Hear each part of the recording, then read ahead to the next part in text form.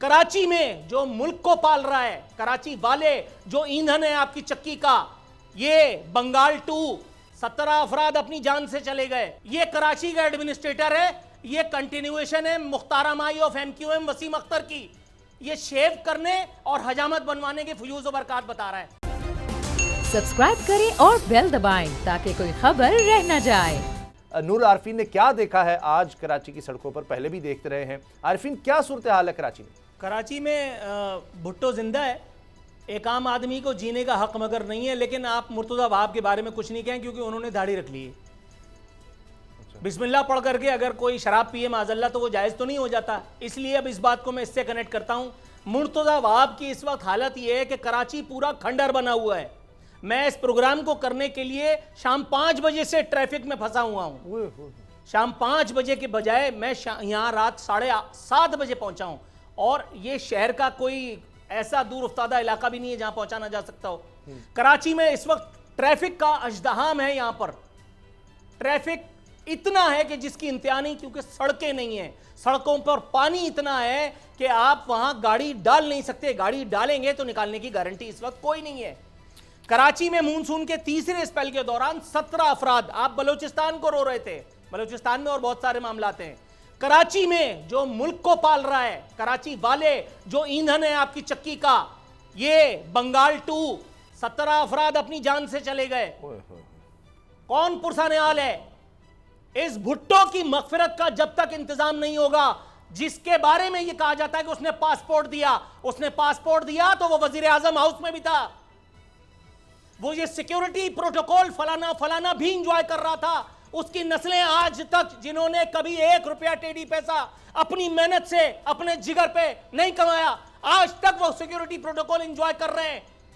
एहसान किस बात का है? मलीर में हो या डिफेंस में, गुलशन इकबाल में हो या गुलिस्तान जौहर में, आप रांदा दरगाहें। और मुर्तजा वहाब इस वक्त जिन कंधों पे खेल रहे हैं मैं आपको बताता हूं। एक मेरा अपना सबऑर्डिनेट जिसको मैंने नौकरी से पिछले चैनल पे निकाला, वो मुर्तजा वहाब का इस वक्त आलाकार है। बज़ाहिर सहाफी है लेकिन पिपला है, जियाला है। ट्वीट हो रहा है, एडमिनिस्ट्रेटर कराची का रात गए डिस्ट्रिक्ट ईस्ट और ओल्ड एरिया के अतराफ मुख्तलिफ इलाकों का दौरा। टेढ़ा क्यों जब वहां कुछ नहीं है? किस चीज का दौरा? अब आपको बताता हूं मुर्तजा वहाब कर क्या रहे हैं।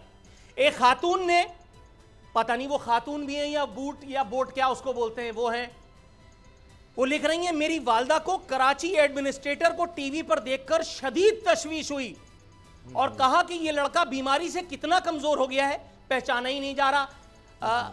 इन खातून से मैं ये कहूंगा, मुर्तजा वहाब को घर ले जाकर के ड्रिप लगवाइए, खून की ड्रिप लगवाइए, खून की। हालांकि खून तो सुबह शाम पी रहे हैं हमारा, लेकिन फर्क नहीं पड़ रहा ना, क्योंकि तगड़े नहीं हुए।